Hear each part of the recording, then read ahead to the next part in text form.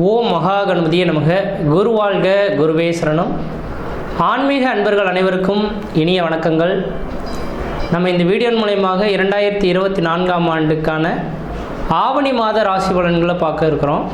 அடுத்ததாக பார்த்தீங்கன்னாக்கா கன்னிராசிக்கான வீடியோ. அந்த கன்னிராசி அன்பர்களுக்கு ஆவணி மாத கிரகங்களை ஆராயும்போது உங்களோட ராசிநாதன் சொல்லக்கூடிய கிரகமானது ராசிக்கு 12ஆம் இடத்துல சூரியன் புதன் சுக்கிரனோடு இணைந்து உட்கார்ந்துருக்கார்.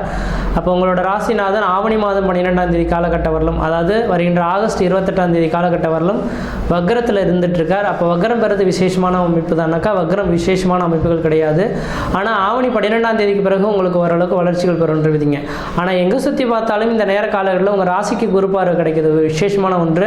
உண்மையாக சொல்ல வரேங்க, எனக்கு தெரிஞ்சளவு இந்த கன்னிராசி அன்பர்கள் தான் கடந்த கால நிகழ்வுகளை எண்ணி பார்க்கும்போது குடும்பத்தில் கஷ்டம், நஷ்டம், வம்பு, வழக்கு, சண்டை, சச்சரவு, கோர்ட்டு கேஸு, மன நிம்மதி குறையிறது, பொருளாதார பிரச்சனைகள் ஏற்படுறது, கடன்கள் அதிகரிக்கிறது, உற்றார் உறவினர் பகைமை பாராட்டுறது, இது மாதிரி பல்வேறுபட்ட கஷ்டங்களை சந்திக்கக்கூடிய நபர்களாக இந்த கன்னிராசி அன்பர்கள் இருந்துகிட்ருப்பீங்க. அந்த பிரச்சனைகள்லாம் மீண்டு தான் இந்த மே மாதம் 1ஆம் தேதியிலேருந்து ஓரளவுக்கு நிம்மதி பெருமூச்சு விடுறீங்கன்றவிதிங்க. அப்படிப்பட்ட கன்னிராசி அன்பர்களுக்கு பார்த்தீங்கன்னாக்கா இந்த நேர காலகட்டமானது குருவின் பரிபூர்ண பார்வை உங்கள் ராசி கிடைக்கிறனால குரு பார்க்க கோடி சாபங்கள் கோடி குற்றங்கள் விலகுன்ற விதியின் அடிப்படையில் இந்த நேர காலகட்டங்கள் நீங்கள் எது செய்தாலும் தொட்டது தொடங்கக்கூடிய காலகட்டங்கள், நினைச்சது சாதனை பண்ணக்கூடிய காலகட்டங்கள், குடும்ப வளர்ச்சியும் பொருளாதார அபிவிருத்தியும் பெறக்கூடிய ஒரு காலகட்டங்களாக இந்த நேர காலகட்டமானது இருந்துகிட்ருக்கு கன்னிராசி அன்பர்களுக்கு.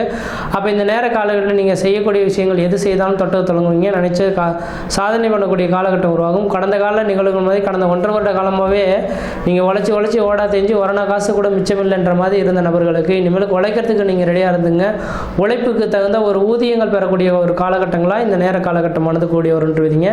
அது மட்டும் போதானே இந்த மாத காலகட்டத்தில் ஆவணி மாதமே உங்களுக்கு யோகாதிபதினு சொல்லக்கூடிய சனி பகவானின் அமைப்பில் தான் உருவாகுது. ஏன்னா ஆவணி மாதம் பிறப்பும் சனி பகவானாக இருக்குது, சனி பிரதோஷம் 2 வருது. அது மட்டும் போதாதுன்னு பார்த்தீங்கன்னாக்கா விநாயகர் சதுர்த்தியும் வர இருக்குங்க. அப்போ இது எல்லாமே சனியின் அமைப்புகளே உருவாகுதுனால இந்த மாத காலகட்டமானது சனி பகவானை நீங்கள் தொண்டு தட்டு வழிபாடு செய்துட்டு வந்தீங்க, அல்லது ஊர் காவல் தெய்வங்கள் உக்ர தெய்வங்களை வழிபாடு செய்வதன் மூலியமாக நீங்கள் நினச்ச காரியத்தை சாதனை பண்ணக்கூடிய காலகட்டம் உருவாகும். அதுக்கு சப்போர்ட்டாக குரு பகவானே இருந்துகிட்ருக்காருங்க. ஏன்னா 9ஆம் இடத்துல குரு பகவான் வந்து உங்கள் ராசியை பார்க்க இருக்கிறனால கண்டிப்பாக இந்த நேர காலகட்டங்களானது ஓரளவுக்கு வளர்ச்சி நிறைந்த காலகட்டமாக தான் இருந்துகிட்ருக்கும். எந்த அளவுக்கு முயற்சி எடுக்கிறீங்களோ அந்த அளவுக்கு வளர்ச்சிகள் இந்த மாதமானது மிகவும் சிறப்பாக இருந்துகிட்ருக்கு. இந்த ஆவணி 12ஆம் தேதிக்கு பிறகு வெகு நாட்களாக திருமணமாகாத நபர்கள் திருமண வாய்ப்புகளும், குழந்தை பேர் இல்லாத நபர்கள் குழந்தை தரிக்கிறதுக்கான வாய்ப்புகளும் மிகவும் பிரகாசமாக இருந்துகிட்ருக்குன்றீங்க. ஆனால் ஆவணி 12 தேதி வரலும் கிரகமானது உங்கள் ராசிநாதன் வக்ரம் பெற்று உட்கார்ந்துருக்கார். அந்த நேரத்தில் கவனமாக இருக்கணும். அதே போல் உங்கள் ராசியிலே கேது பகவான் 7ஆம் இடத்துல ராகு பகவான் இருக்கனால கணவன் மணி திருமணமான நபர்களுக்கு கணவன் மணி உறவுகளில் முதல் 12 நாட்கள் விட்டு கொடுத்து போகணும். சாதாரண சின்ன பிரச்சனை பெரிய லெவலில் உங்களுக்கு பிரிவுகள் சந்திக்கக்கூடிய பிரச்சனைகள் கூட வரலாம்.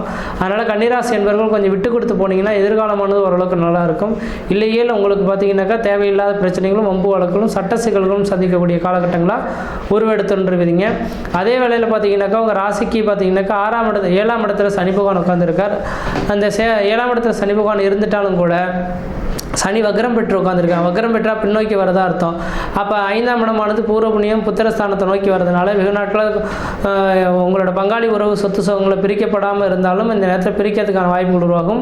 அதே போல் பார்த்தீங்கன்னா 5ஆம் இடமானது குலதெய்வத்தை குறிக்கிறதுனால உங்கள் குலதெய்வத்தின் பரிபூர்ண பார்வை உங்களுக்கு கிடைக்கிறதுக்கூடிய அமைப்புகளானது உருவெடுக்குதுன்றீங்க. அதனால் கன்னிராசி என்பவர்களுக்கு இந்த மாத காலகட்டமானது ஓரளவுக்கு வளர்ச்சி அடைந்த காலகட்டமாக தான் இருக்குது. எந்த அளவுக்கு முயற்சிகள் எடுக்கிறீங்களோ அந்த அளவுக்கு வளர்ச்சி அடைந்த காலகட்டமாக இருக்கும். முயற்சி எடுத்து பாருங்கள், கண்டிப்பாக வெற்றி பெறுவீர்கள்.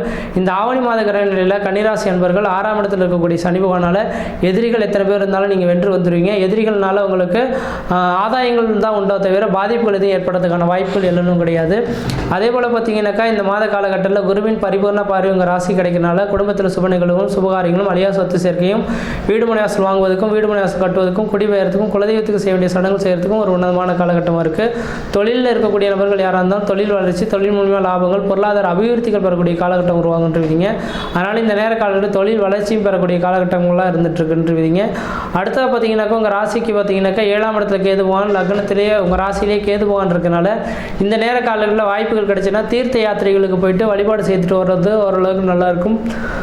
காரணம் என்ன அப்படின்னு கேட்டிங்கனாக்கா உங்கள் ராசியிலே கேது பகவான் 7ஆம் இடத்துல ராகு பகவான் இருந்தால் முன்ஜென்ம பாவத்தின் தொகுப்புகள் இன்னும் உங்களை விட்டு விலகி ஓடலன்றீங்க. அப்போ வருகின்ற 2024